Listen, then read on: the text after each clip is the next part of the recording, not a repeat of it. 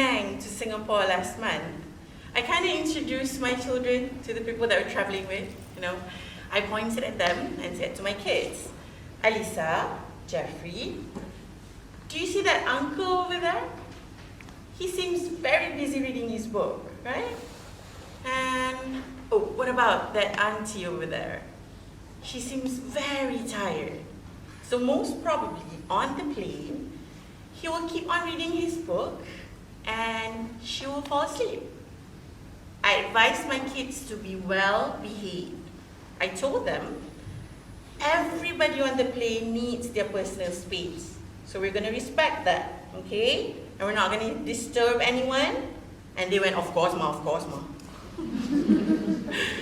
Well, they did actually behave beautifully throughout the entire trip.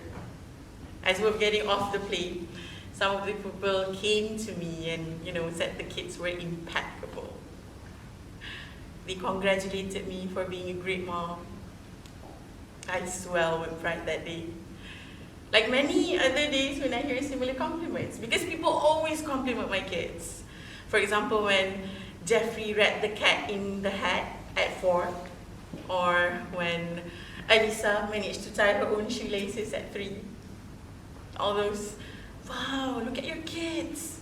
You're such a great mom. Surely will make anybody feel happy, right? But there's one thing I don't think everybody seems to understand. Is that having good kids doesn't mean everything gets easier for you. You still have to cook for them, clean them up, bring them to school, do the homework with them, listen to the stories, care for them when they get sick, tuck them in bed at night. Having good kids, or bad kids, is a lot of hard work. It reminds you that there's a lot more to children than just the sweet smell of their baby hair.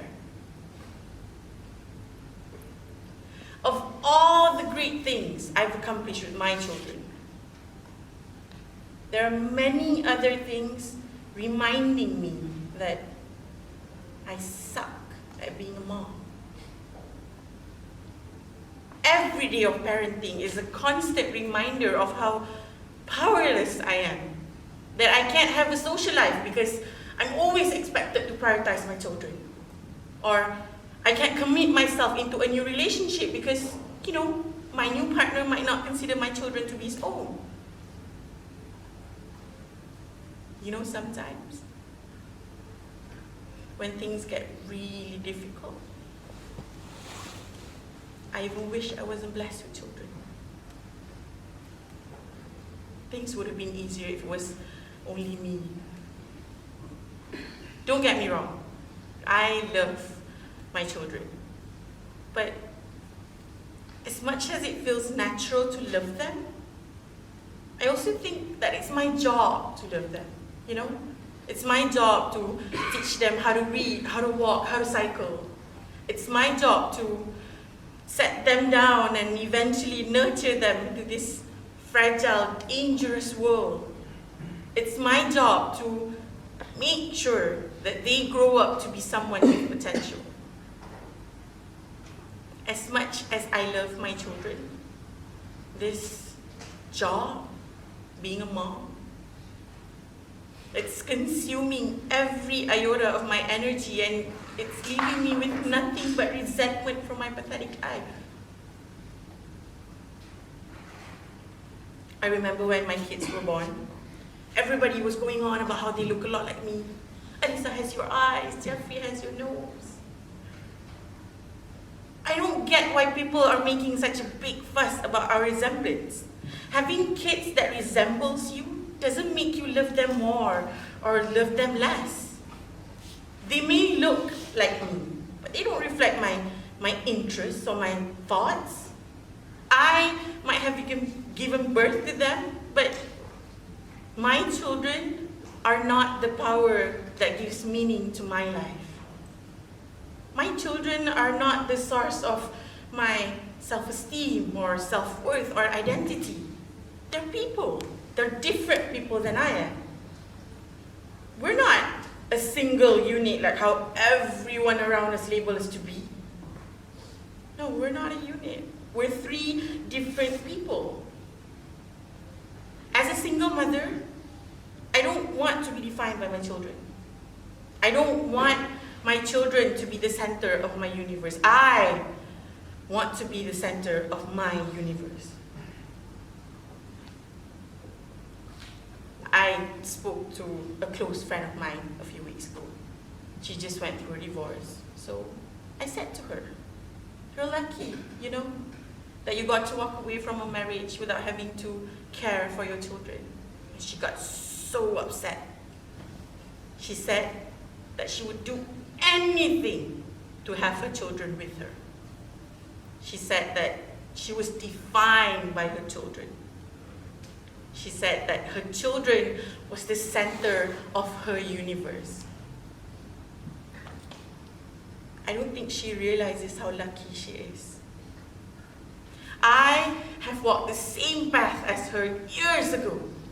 I got divorced in 2009, and my ex-husband didn't even fight for the custody of the kids. He was very pleased with visitation rights.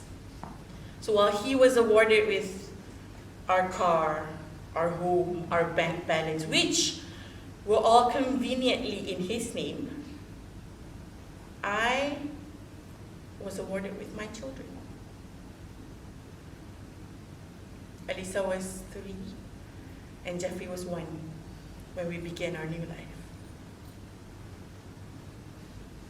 I thought it would be easier for them to, you know, have 2 happy homes instead of 1 unhappy home.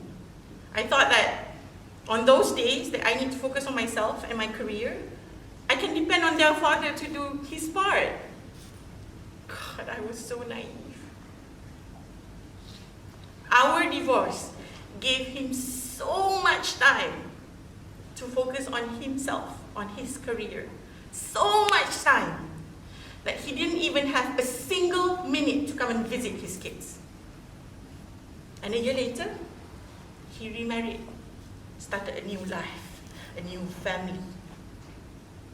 You tell me, isn't it funny how a father who doesn't even have time for his children receive all the support in the world, go and have a new life, move on, don't forget about what happened. But a mother who's been enslaving herself, raising her kids, is expected not to have a life of her own? How fair is that? My friends, they tell me that you're a mother. Your kids are your responsibility. They said that I need to incorporate being a mom into my sense of self. Are they single parents like me to understand what I'm going through? No. I did not become a mother to sacrifice my dreams. I did not become a mother to struggle all by myself. And I definitely did not become a mother to lose my self-identity.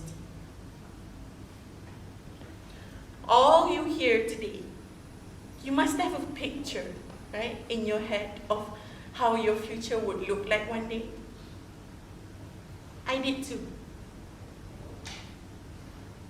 Today, the only picture I have in my head are of my children. And as much as I love my children, sometimes I just miss being me.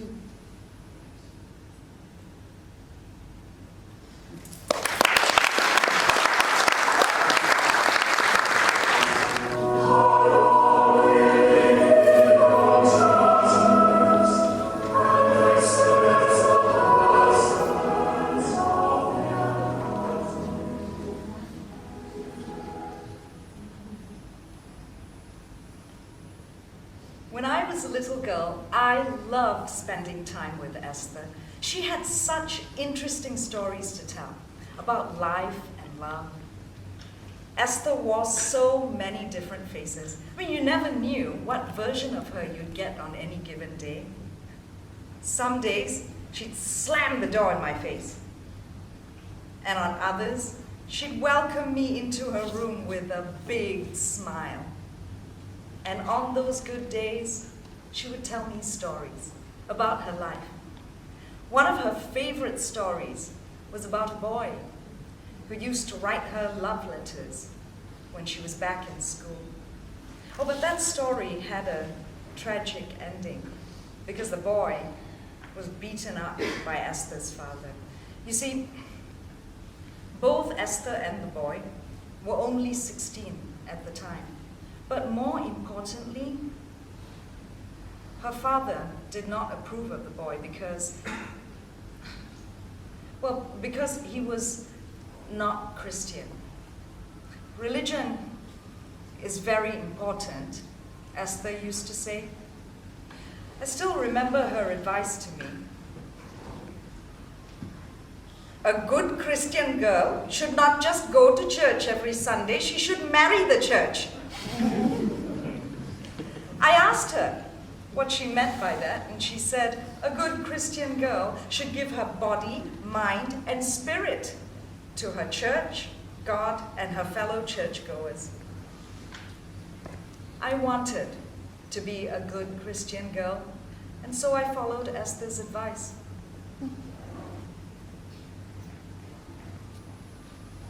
Esther was my grandmother. She passed away when I was in college.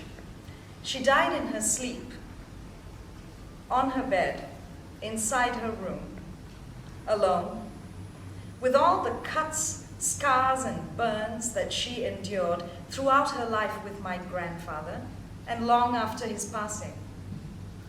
I suppose her marriage all those years was just her attempt at being a good Christian girl. Because despite having built a family with the man that God had chosen for her, she never felt the love she once had at 16. After Esther's passing, I graduated from college, and I moved from Seremban to Penang. The first thing I did was to try and find a church, and I found one. A beautiful old church in the heart of Georgetown. It had the right mix of people. You know, a combination of young and old folks and creative types and fledgling professionals just like me. And the pastor, oh, he was so warm and kindly, and he took me under his wing and he became my spiritual advisor. I planned on falling in love with that church more and more every day. And if I was lucky, maybe I could find a husband in the congregation. I mean, after all, I was only 23 then. So every Sunday I began scanning the pews, looking for any young man with an unadorned ring finger. He didn't need to be handsome or rich, just a good Christian man, you know, whom I could share my bright future with. But God had other plans for me. So one Sunday, as I was sitting in my usual spot in the last pew at the back of the church, a young woman walked in and sat next to me. She was beautiful, breathtakingly beautiful. I loved the way she tucked her long, straight hair behind her ears. And she turned to me and she smiled. Oh, what an enchanting smile she had. Oh, my heart skipped a beat. And she had these dimples, you know, these dimples. Anyway, so she said hello, and we started talking. And it turns out that she was new to Penang as well, so we decided to meet for coffee. That simple coffee, it led to hours of conversation and laughter. We couldn't stop talking. We had so much in common. I mean, we loved art, museums, theater, hiking, food, wine. So a few days later, after a full day of hiking, we ended up at her apartment, and I cooked her dinner, and she opened a bottle of wine, and we sat on her couch and we watched a rented movie on video. It was Notting Hill.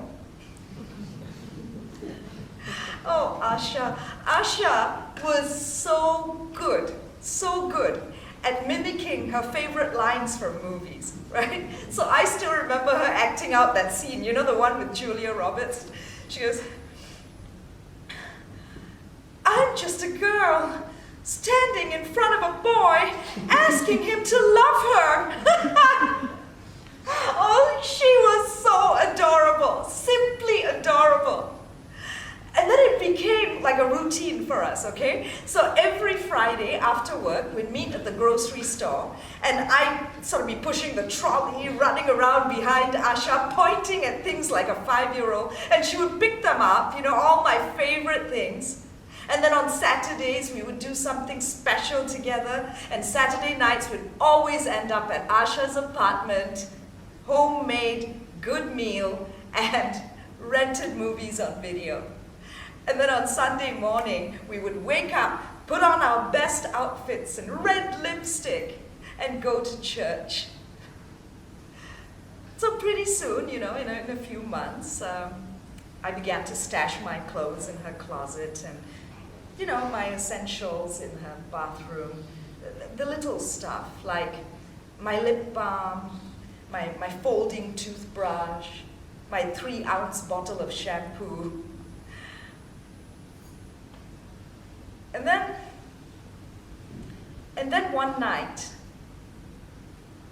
you know, it was during one of my sleepovers, and we ended up snuggling under the blanket. We had just finished watching TV.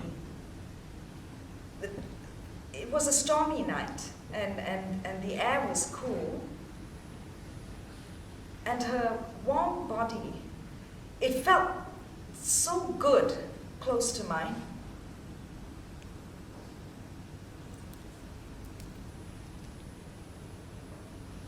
I kissed her, and she kissed me back.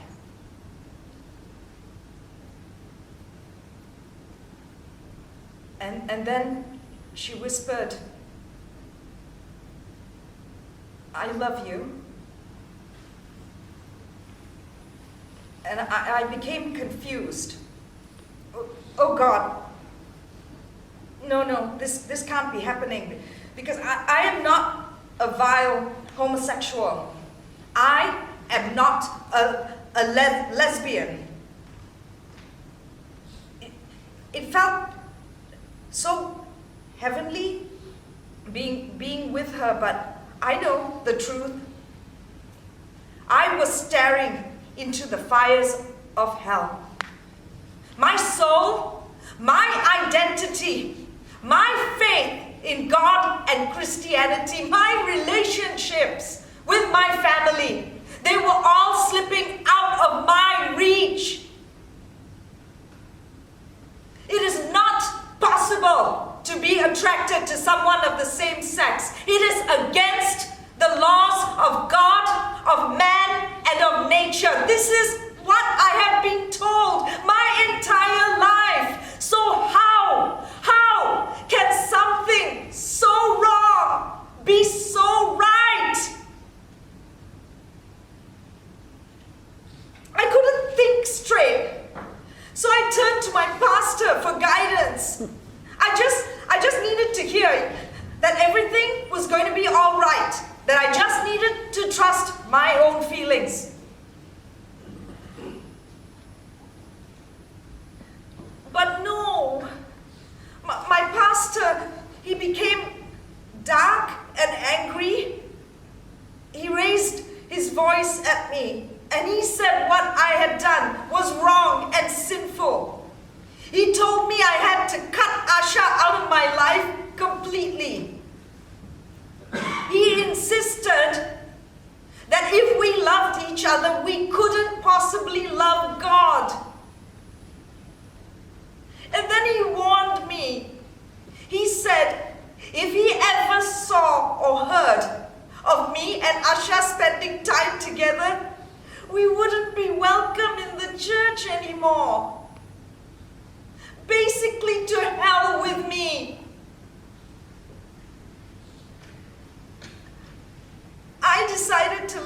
God's command.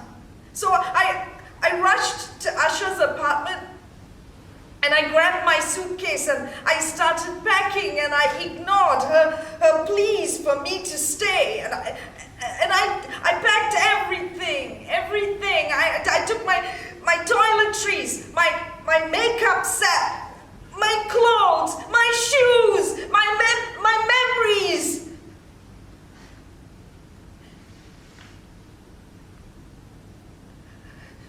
The only thing I left behind that day was my heart.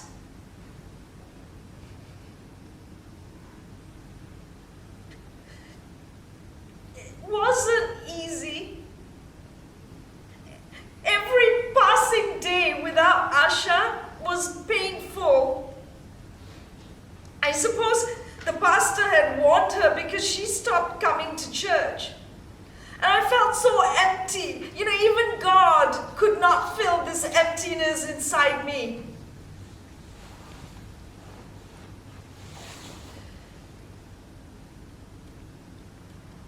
Love has such power. It makes you feel intense connections.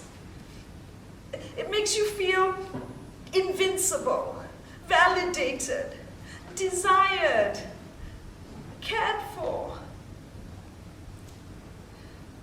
That was the kind of love I had with Asha. It can also make you feel alone and isolated and despairing and shameful, like how I felt being a Christian.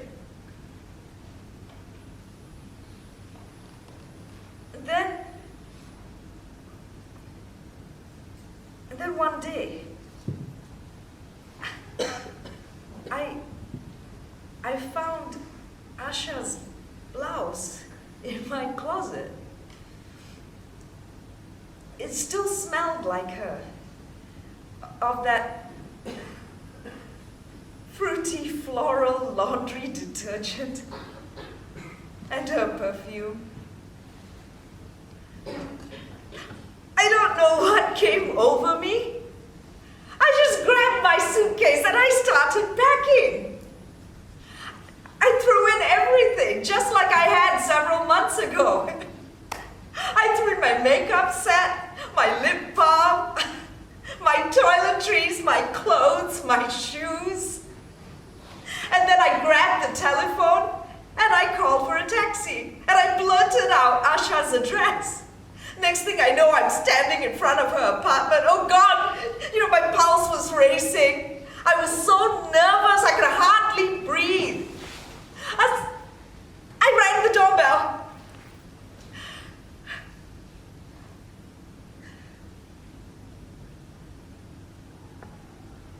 And then I rang it again.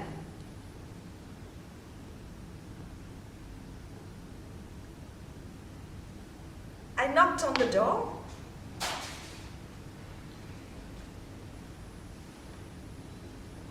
I called out her name.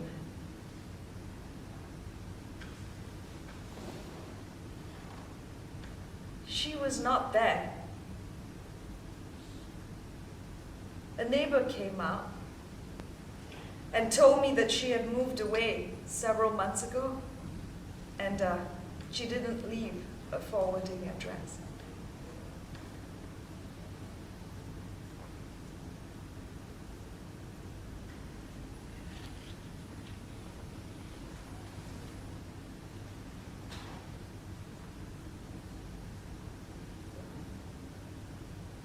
I suppose it's better to have loved than never to have loved at all.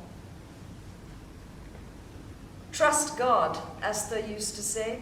He knows what's good for you.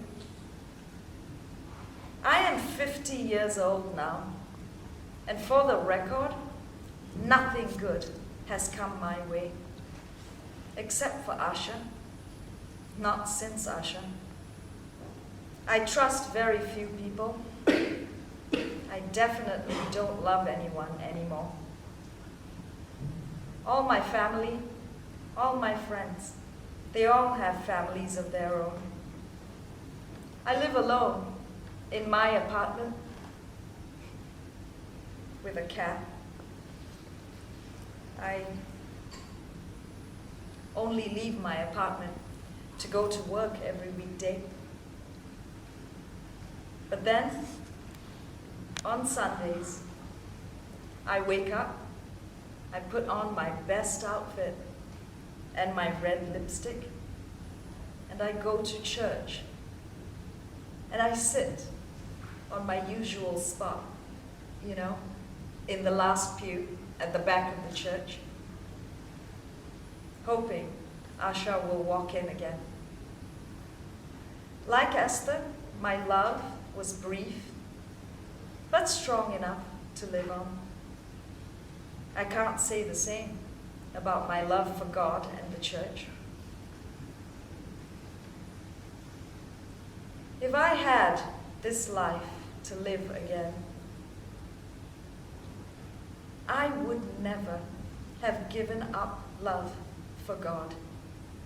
Because if God is God, He would never have made me give up on love.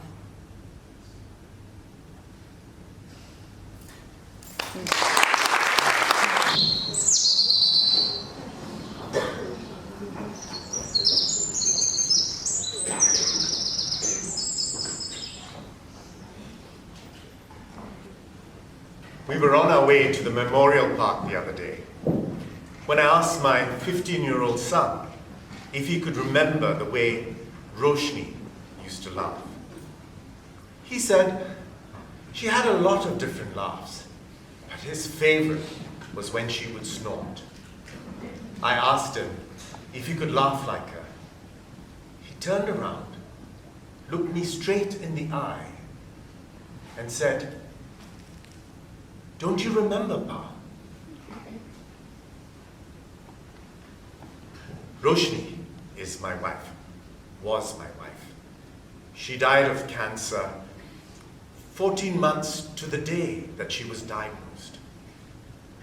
On her first death anniversary, we had a little party celebrating her at her favorite cafe in Georgetown. Friends and relatives gathered from all over. Many I hadn't seen since the cremation. They all took turns to share stories of precious moments with Roshni. It was amazing how they would describe her eyes, her smile, her facial expressions, all of which I'm no longer capable of doing. You see, my memories of Roshni are fading. I can't quite recall her voice, her scent, and now her laugh. This gradual memory loss is annoying. I keep hoping against hope that it'll all come back to me, that she is still there somewhere deep inside me. A colleague at work said the other day, "Time heals. It will get better." I wish it does. I wish it would. But honestly, in some ways, it's getting worse. You suddenly realize your memory is failing you, and you are totally not prepared for it.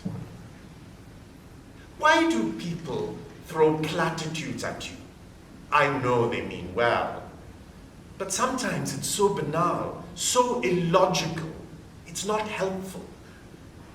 Like when Roshni had just died, and an uncle and aunt came up to me and went, "Praise God, she's no longer suffering."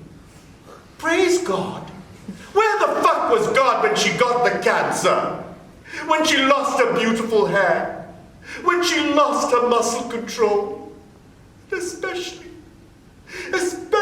when she was suffering with excruciating pain. Where was he?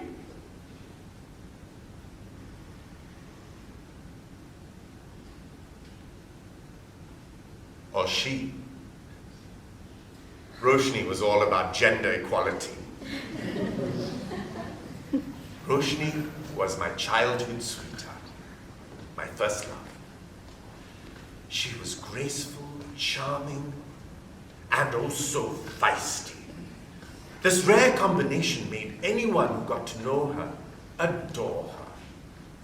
She was not a classical beauty, but she was attractive, very attractive.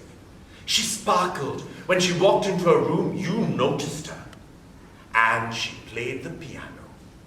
Not perfectly, not elegantly. She made love to the piano with a fiery passion. Then, with an achingly gentle tenderness. And she made love like she played the piano. Yes, I was crazy in love with Roshni.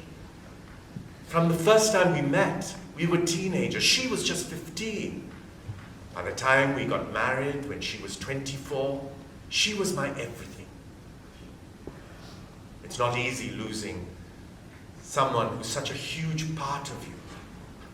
That's an understatement.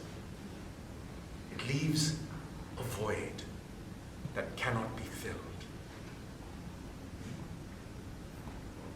And yet, while my heart is still deep in mourning, other parts of me are in overdrive, reminding me that I am still alive and kicking. I mean, my brain is numb. I'm not ready for any kind of meaningful relationship. But as for my friend down there, that's another story. Frankly, I'm horny. Horny all the bloody time. I keep fantasizing about having sex with random people I meet. A neighbor, the barista, the cute barista at the coffee bean. Hot moms at my son's school. But it's confusing. Numb, not numb. I talked to my friend about this. He said, "Macha, that's good. Time to get back on the horse." He wouldn't understand my dilemma. He's always had a few frisky fillies on the side, in addition to the big broodmare at home. So, how long should I wait? How long is it acceptable before a grieving widower starts dating again? 6 months? A year and a half? A year? Don't look at me like that. I know what you're thinking. His wife has just been gone for a few months and all he can think about is sex. Don't judge me. You don't know the grief I've gone through. Still go through. But it gets lonely. And in my loneliness, I try to imagine Roshni, and only Roshni. Her breasts, her thighs, her navel.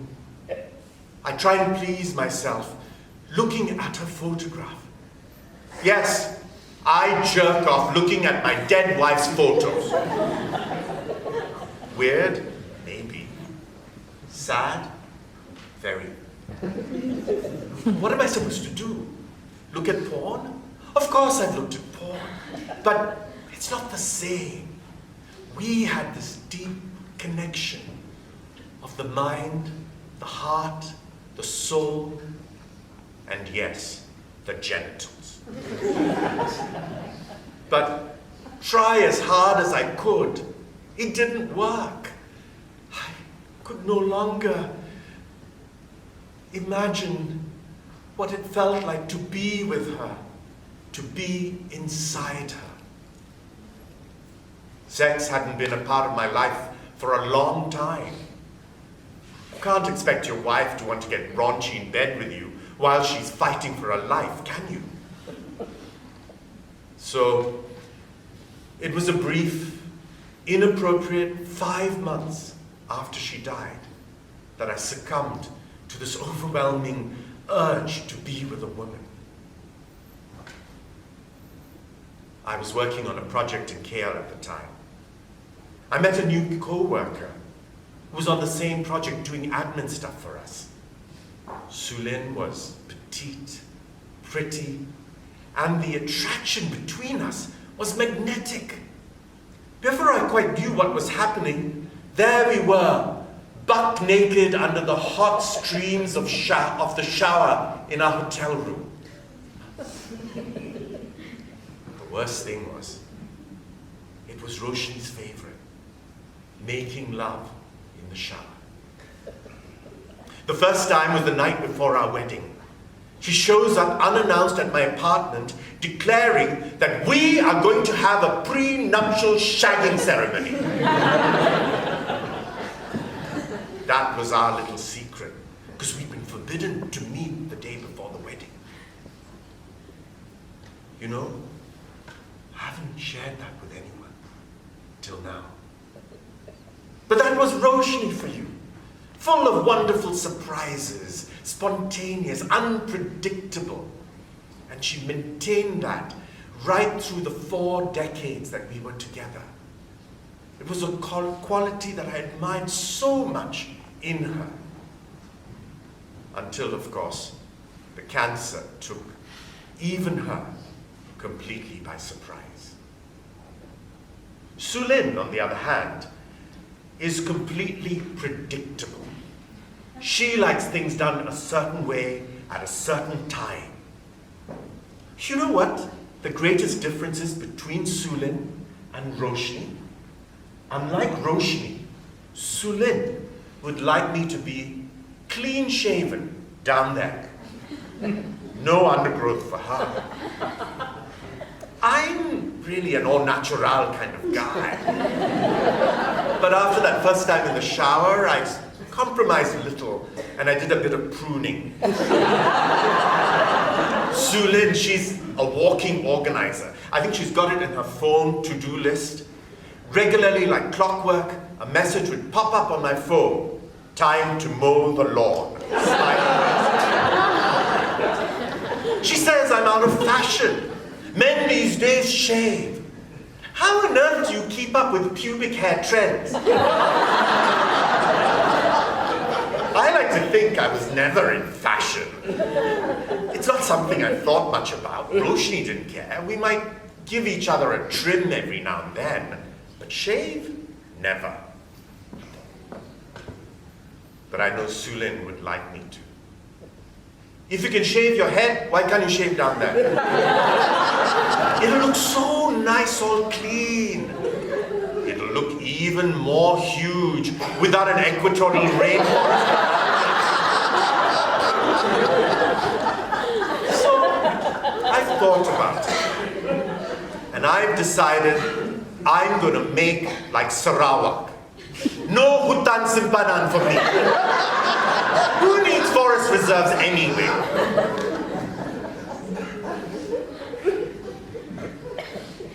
Deciding to shave, to prep myself, do something I don't really want to. But to please Sulin, that's a huge step. Far bigger than random sex under the shower. And stand under the shower I must, by myself, armed with my razor and my shaving gel. I just hope it won't itch too much afterwards. Look at me. I'm a widower. I lost my wife just over a year ago, and here am I, stressing about my pubic hair. Death breaks the marriage bond. I know that. I know in my head I'm no longer married to her. But admitting that deep in my heart, that's what's erasing my memories of her. And as these memories fade, there are things around me to remind that such a one as she was mine, was my partner. Her toothbrush next to mine, her shawl hanging behind her bedroom door, the scent of jasmine, which she so loved. Our song playing on the radio. And every Friday, without fail, I would pick up Roshni's favorite banana leaf rice from Market Street.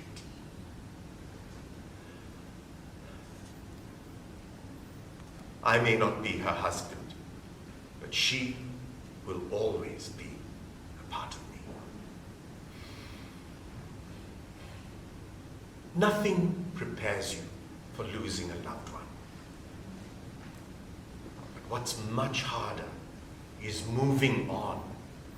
And move on I must, for my sake, for the sake of my son, and for the sake of this wonderful woman who has stretched out her hand to me. And if that means I must shave my pubic hair, then that's exactly what I'll do.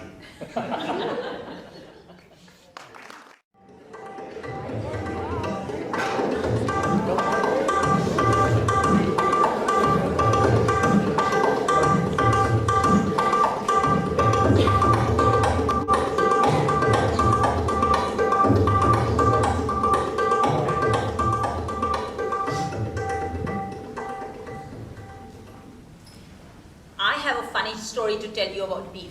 Do you want to hear it? Yes. Well, I'll tell you anyway. I once accidentally served beef to my God-fearing, vegetarian on Saturdays, temple-going parents. It's true. See, we were at this burger joint, and I ordered cheeseburgers, making sure I checked the menu very carefully to see there was no beef mentioned anywhere. Anyway, halfway through eating, I suddenly noticed in clear print, small print, on the wrapping that says, made with 100% beef. I was horrified. I wanted to stop them quickly, so they could wash their mouth out with Ganges water or turmeric water or anything. But they already finished eating more than half. So I just... See, I must tell you, my parents are Hindus that really go by the book. So knowing only too well that I would not be able to handle the potential fury, I just decided to keep quiet. What they don't know will not hurt them. Anyway, a few years later, my parents hired an Indonesian maid. Now this lady, coming from a background of poverty, she had a habit of saving her leftovers. No matter how small the portion, she would save it. So one day my mother was cleaning out the fridge. And right there, next to her dal, is this piece of beef dendeng. Do you know what beef dendeng is? It's like an Indonesian-style beef jerky. Anyway, what blew my mind was my mother's mild reaction to it. She just looked at it and said, "Oh, why doesn't this girl finish her food?" I mean, come on. I expected a lot more from this lady who doesn't even eat garlic on Saturdays and who still believes in age-old rituals like going vegetarian for 15 days when your aunt's neighbor's grandfather dies. But no. To my surprise, my mother was being a liberal Hindu. So when I finally braced myself to tell my parents the truth about the cheeseburger incident, their reaction was completely anticlimactic. Apparently, they had accidentally eaten beef before, and they were quite okay with it.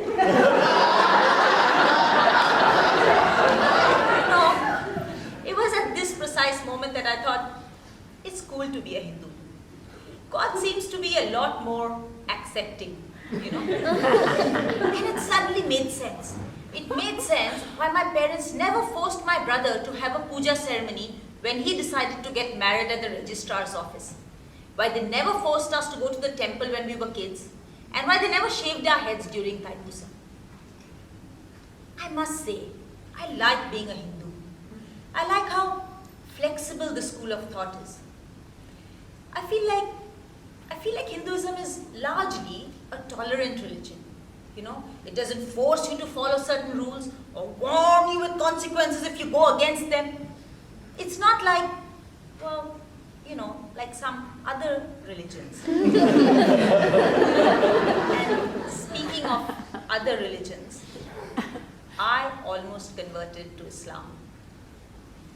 Yes, after years and years of being a good daughter to my parents and even agreeing to their process of arranged marriage, and by the way, being rejected by countless Hindu men for being too fat or too career-minded, I fell in love. I fell in love with Asman. He's a junior executive in our office. Yes, Asman is a few years younger than me and he only has a diploma. But Asman's nice.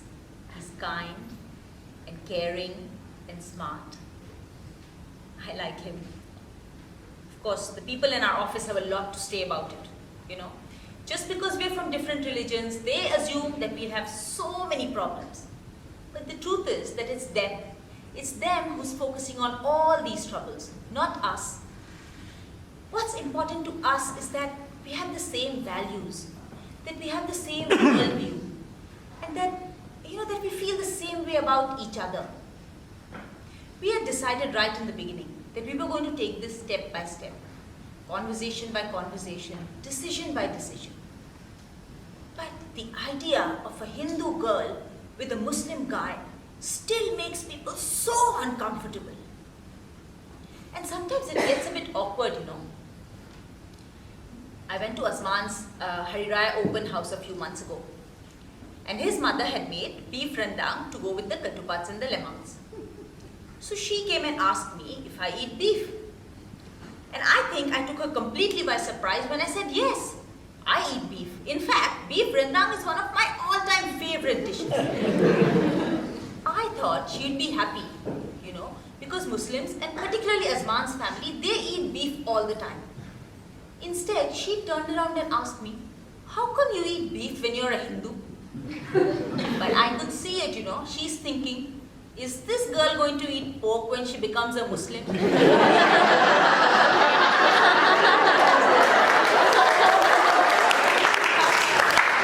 the thing, I love pork. I love it as much as I love beef. Of course, I love Asman more than all the pork and beef in the world. I don't want to give up everything I've grown up with, just to be with the man that I've loved for 2 years. And I don't want to convert.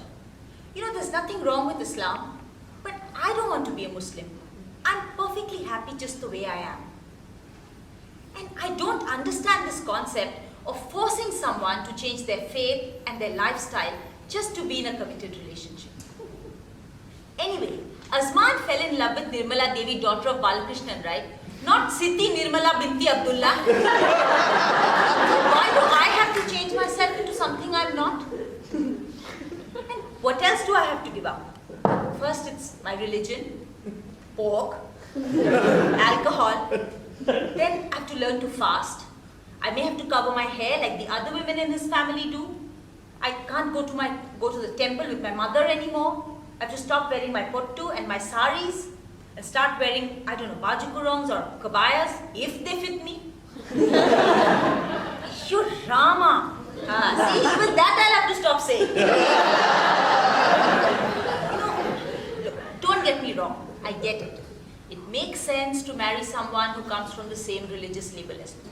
It makes sense because you feel that they walk the same religious path that you have. But some problems are unavoidable when any two people from any background come together. In fact, often people from the same religion don't agree on very important issues in life. That's why there are so many divorces, right? It's only here. We keep chanting about racial diversity and religious diversity, but we spend so much money policing religion. It's only here we spend our precious resources arguing over who can use the word Allah. Never mind that the Jews and the Arab Christians have been using the word before Islam was even born. And it's only here you have the religious police hiding in the bushes to catch people. And completely ignoring when an 11-year-old child is made to marry a 41-year-old uncle. The thing is, you can police faith all you want. You can cane someone and you can put them into jail for insulting your religion. You can even force a non-believer into converting. But you know what? You can never make them believe in what you want. I, for one, believe in God. Azman's family, on the other hand, believe in religion more than God. And Azman, my dear, sweet, intelligent Azman, he believes in whatever the people around him believe in. Oh well, for what it's worth, at least I still have my pork.